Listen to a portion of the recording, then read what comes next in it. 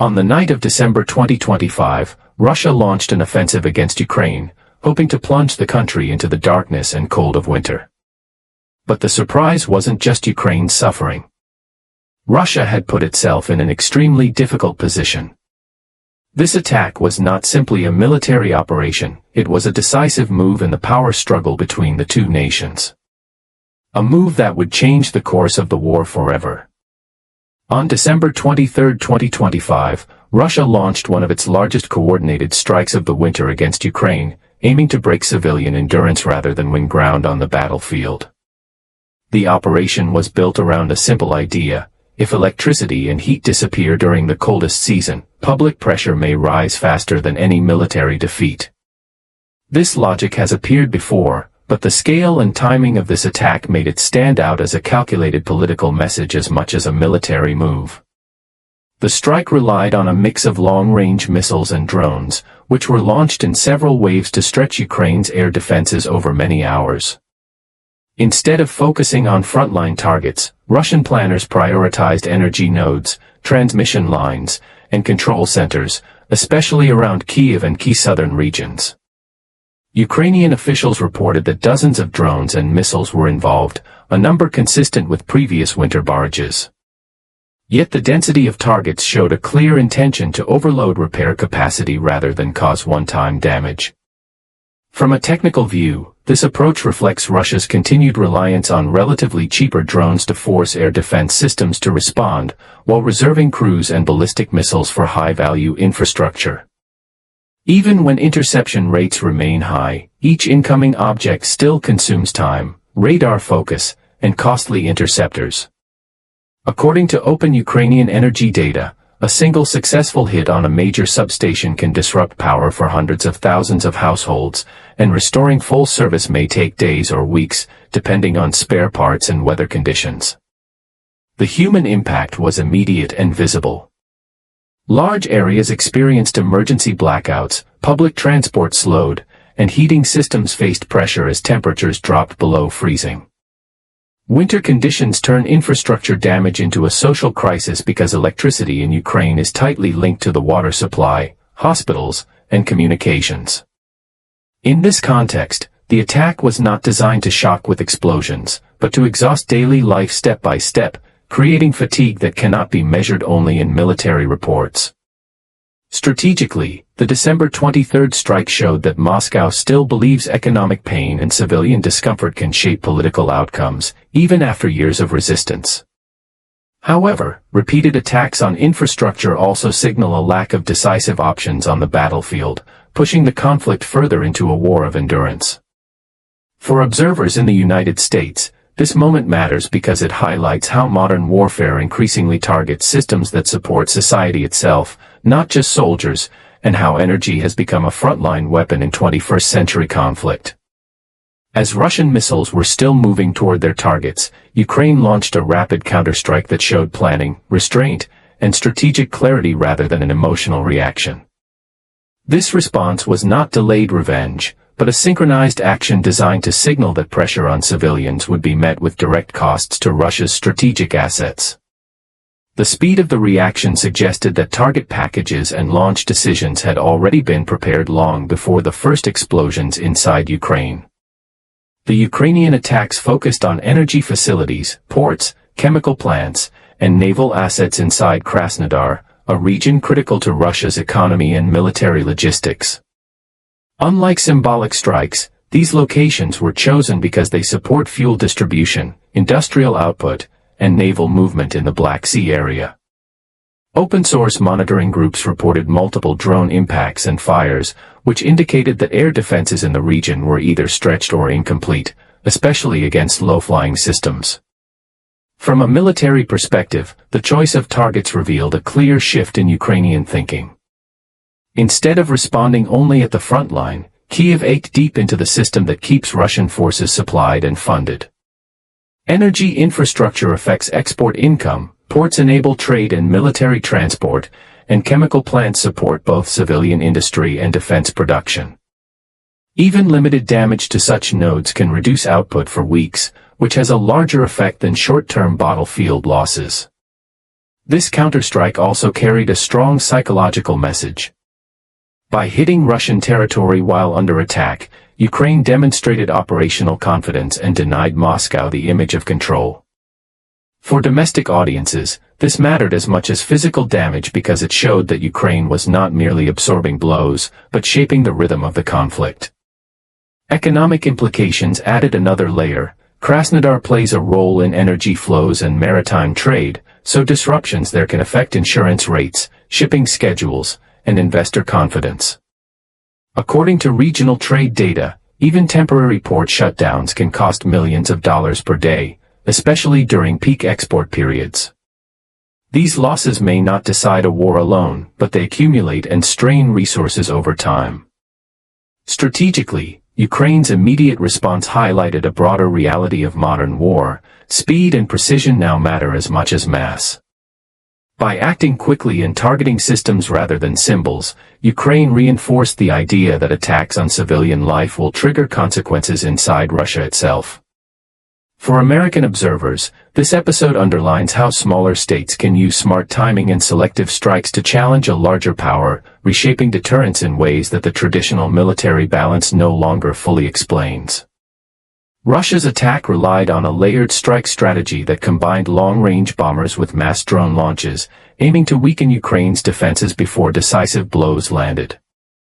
By using distance, timing, and volume, Moscow tried to keep its most valuable platforms safe while still applying pressure across a wide area.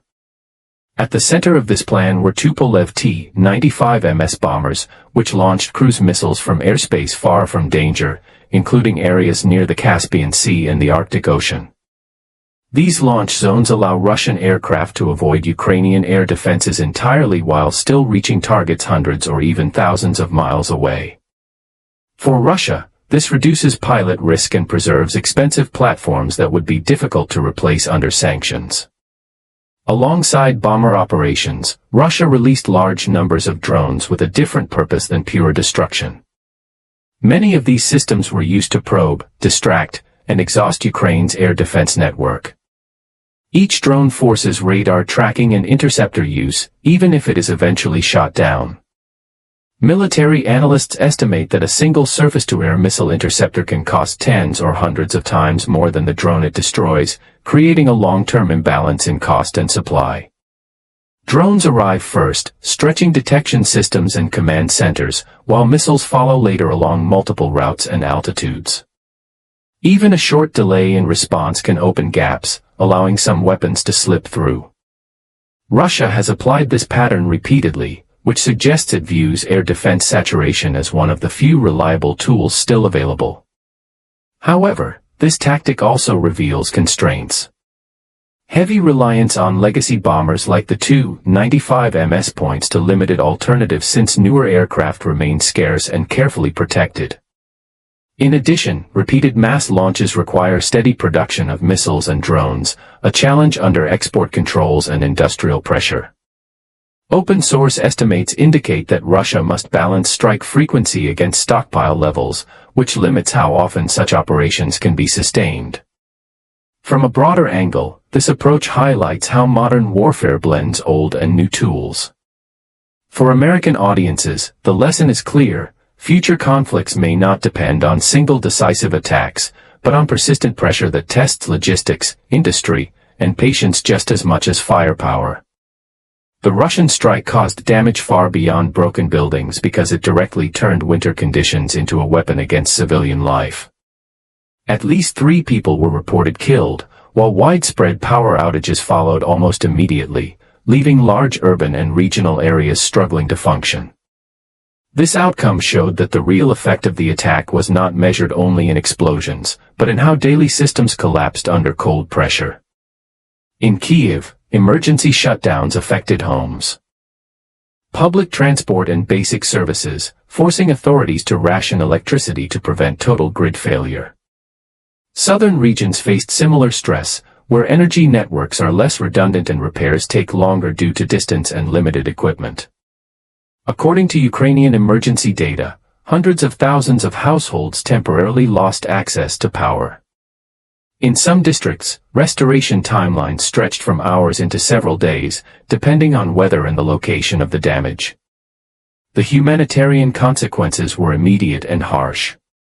Without stable electricity, heating systems failed, water pumps slowed, and mobile communications became unreliable, creating a chain reaction that touched nearly every aspect of daily life.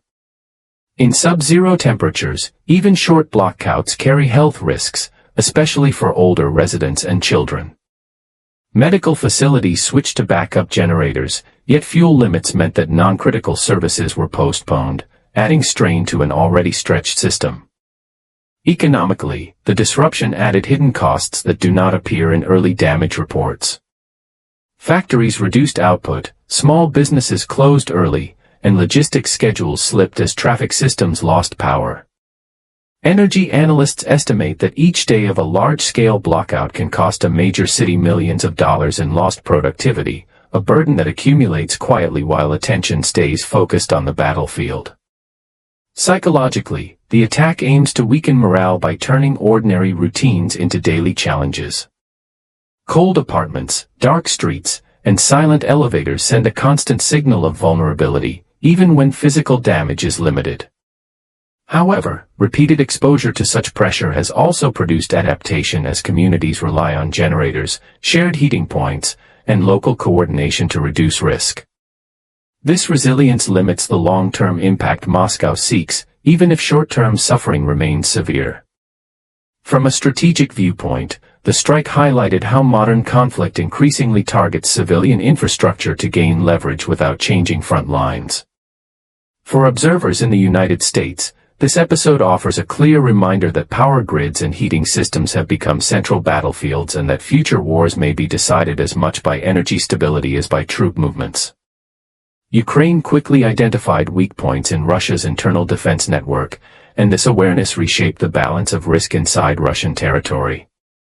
While Moscow invested heavily in protecting frontline zones and major cities, many strategic sites deeper inside the country remained lightly covered or unevenly defended. This imbalance created an opening that Ukraine was ready to exploit once the conflict moved beyond traditional battle lines. One key problem for Russia is the uneven spread of air defense systems across its vast geography. High-end interceptors are concentrated around capitals, military hubs, and active war zones, leaving industrial and economic facilities with fewer layers of protection. Regions such as Stavropol and the coastal areas of Krasnodar were not designed to face frequent aerial threats, especially from small, low-cost drones. As a result, detection coverage and response times were often slower than near the front. For Ukraine, these gaps represented more than tactical opportunities. They were strategic pressure points. Industrial plants and ports operate on predictable schedules in fixed locations, which makes them vulnerable once defenses are thin. Open-source defense assessments suggest that protecting every major site inside Russia would require thousands of additional systems, a scale that is costly and difficult to sustain. This reality forced Moscow into a defensive trade-off it could not easily win. The weakness also reflects a deeper assumption in Russian planning. For much of the war, internal regions were treated as secure rear areas, shielded by distance and political confidence rather than layered protection. Ukrainian long-range drones challenged this belief by proving that reach does not always require expensive platforms. When even a small number of unmanned systems can travel hundreds of miles, traditional depth loses part of its meaning. From an operational angle, Ukraine's response showed careful selection rather than random retaliation. Targets were chosen where defenses were thin, but the impact would be high, increasing damage relative to cost. Analysts estimate that a single successful strike on an unprotected industrial site can produce losses many times greater than the price of the attacking drone. This cost exchange favors the attacker when the defender must cover wide territory. The broader implication is strategic discomfort for Russia. Each exposed facility forces a decision: reinforce protection, accept risk, or reduce operations. None of these options are cheap or simple. For American observers, this phase of the conflict illustrates how modern warfare punishes rigid defense structures and how adaptability often matters more than size. Ukraine's ability to find and exploit defensive gaps shows that power today is not only about strength, but about seeing where strength is missing. The attack on Stavropol industrial plant marked a clear shift in Ukraine's approach because it targeted production capacity rather than battlefield forces. By striking a facility linked to military supply chains, Ukraine aimed to slow Russia's ability to replace equipment and materials over time. This choice showed a focus on long-term pressure instead of short-term visibility. The facility, located in Stavropol, is known for producing materials that support Russia's defense industry, including components used in weapons manufacturing and military logistics. Ukrainian forces used long-range drones to reach the site, which sits far from the Octave front and was not built to withstand repeated aerial threats. Local authorities later confirmed a major fire, indicating that internal safety systems were overwhelmed once the drones reached critical sections of the plant. From a military-industrial perspective, this strike carried weight beyond the physical damage. Defense production depends on steady output, trained staff, and complex machinery that cannot be replaced quickly. Analysts estimate that when a specialized plant is shut down by fire or structural damage, recovery can take several months, especially if imported parts are required. In wartime conditions, even short delays can ripple across supply chains, slowing deliveries to frontline units. Drones offer precision at relatively low cost, allowing smaller forces to hit high-value industrial targets deep inside enemy territory. Compared to missiles, unmanned systems are easier to scale and harder to fully block when defenses are thin. This cost imbalance favors the attacker, particularly when the defender must protect thousands of fixed sites. Economically, the shutdown added pressure to an already strained system. Military factories operate under tight schedules, and disruptions force planners to choose between civilian needs and defense priorities.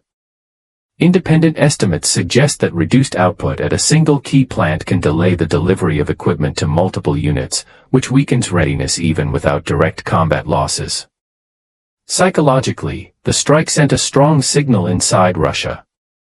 Facilities once seen as safely distant were suddenly exposed, challenging assumptions about internal security. For workers and local officials, the attack blurred the line between frontline danger and rear area safety, creating new anxiety that cannot be solved quickly. Strategically, the Stavropol strike reinforced Ukraine's message that the war will be felt across the full depth of Russia's system, not only along borders. For American observers, this episode shows how targeting production nodes can be as decisive as winning territory because wars are sustained by factories as much as by soldiers. Ukraine's attack on the port of Tyman in Krasnodar marked a direct move against Russia's energy lifeline, turning economic flow into a battlefield. By choosing an export hub instead of a purely military site, Kyiv aimed to hit revenue streams that support long-term war efforts. This decision showed an understanding that modern conflicts are sustained by cash and logistics as much as by weapons. The port of Tyman plays a central role in shipping oil and fuel products to global markets. Ukrainian drones reportedly struck fuel storage areas in pipeline-linked facilities, triggering fires and forcing emergency shutdowns. Even limited damage at such sites can halt operations because safety rules require full inspections before exports can resume. Energy exports remain one of Russia's main sources of foreign income, especially under sanctions that restrict other trade sectors. Industry data suggests that a single day of disruption at a major export port can cost tens of millions of dollars in delayed shipments and contract penalties. When outages extend longer, buyers may seek alternative suppliers, which weakens market trust over time. The strike also exposed structural vulnerability. Ports are fixed assets with dense infrastructure, including tanks, pumps and pipelines that cannot be easily moved or hidden. Defending every element is difficult, especially against low-flying drones that approach from multiple directions. Once a fire starts in fuel storage areas, containment becomes the priority, which often suspends all loading activity, regardless of the original damage size. Ukraine showed that it can influence Russia's war economy without matching its military scale. By targeting energy flow, Kyiv increased pressure on state budgets that fund defense production and social stability. Analysts note that even small reductions in export volume can ripple through government planning, forcing trade-offs between military spending and domestic needs. Attacks on export infrastructure raise risk premiums, increase shipping insurance costs, and complicate logistics planning. These indirect costs often exceed repair bills, yet they accumulate quietly and steadily. For Russia, this means higher expenses just to maintain the same level of output. For American audiences, the Krasnodar port strike highlights a key lesson of modern warfare: economic nodes are no longer safe rear assets. Energy terminals, once seen as civilian infrastructure, now sit at the center of strategic competition. Ukraine's actions showed how precision and timing can transform trade routes into pressure points, reshaping the conflict without a single troop crossing a new front line. Ukraine's counterattacks were driven by strategy rather than emotion because they aimed to change Russia's long-term ability to fight, not simply answer past blows. While earlier Russian strikes targeted Ukrainian ports and shipping, Kyiv chose to respond in a way that raised the cost of continued aggression. This approach shows a shift from reactive defense toward deliberate pressure on strategic foundations. On December 12, Russian attacks affected maritime activity linked to the port of Odessa, including damage connected to a Turkish-flagged vessel, which raised concerns about wider regional trade security. These incidents highlighted how port infrastructure had become a focal point of the conflict not only for Ukraine, but also for international partners. For Kyiv, allowing such actions to go unanswered would signal weakness and invite further strikes. However, Ukraine's response went beyond retaliation. Instead of mirroring attacks at sea, it focused on assets that support Russia's war effort over time, such as energy flows, industrial output, and logistics hubs. This choice reflects a clear understanding of asymmetry. Ukraine cannot match Russia in volume of fire, but it can target systems that take months to rebuild. Military analysts often note that reducing supply capacity can have a stronger effect than destroying equipment already deployed. By showing that attacks on Ukrainian trade routes will lead to consequences deep inside Russia, Kyiv sought to alter Moscow's calculations. If every strike on ports or shipping triggers losses in revenue or production, the cost-benefit balance shifts. According to defense economic studies, sustained disruption of strategic resources can reduce operational tempo even without major battlefield defeats. Politically, this logic serves another purpose. Ukraine must demonstrate to its allies that its actions are purposeful and aligned with broader stability goals.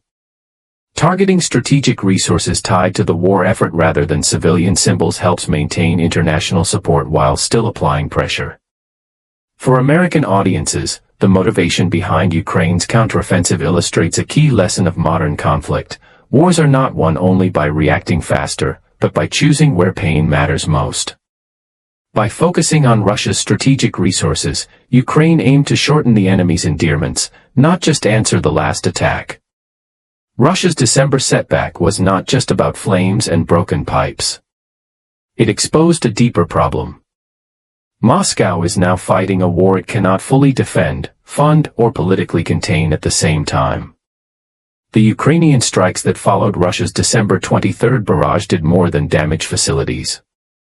They forced Russia to spend scarce air defense and security resources across a vast homeland, while its export routes and public confidence took direct hits. First, the economic pressure point is energy logistics, because oil and fuel exports are the lifeline that keeps cash flowing even under sanctions. When Ukraine hit key Black Sea-linked infrastructure, such as the Tyman terminal area, it signaled that Russia's money pipeline is no longer protected by distance, and that creates a bottleneck for shipments to Asian and Global South buyers while raising risk costs for transport. In war terms, this is economic warfare with military effects. Fewer reliable export movements mean tighter budgets, slower procurement, and less room to absorb battlefield losses. Second, the domestic security shock is real because strikes and sabotage inside Russia break the image that the state can control its own territory. Reports of a senior Russian general killed by a car bomb in Moscow and sabotage fires affecting rail logistics in Perm together suggest that even high-value people in critical supply lines are vulnerable. When citizens see fuel shortages and long lines, especially in places like Crimea and southern Russia, patience erodes fast, and the regime must divert attention from the front to manage internal order. Third, the military dilemma is structural. Russia's layered air defenses cannot cover everything, so protecting Moscow, industry, ports, and a 1,000-kilometer-plus war front becomes a too-short blanket problem. Ukraine's approach, cheap drones probing expensive defenses, turns that mismatch into a long, grinding disadvantage because each successful penetration forces Russia to either thin the front or accept more strikes at home.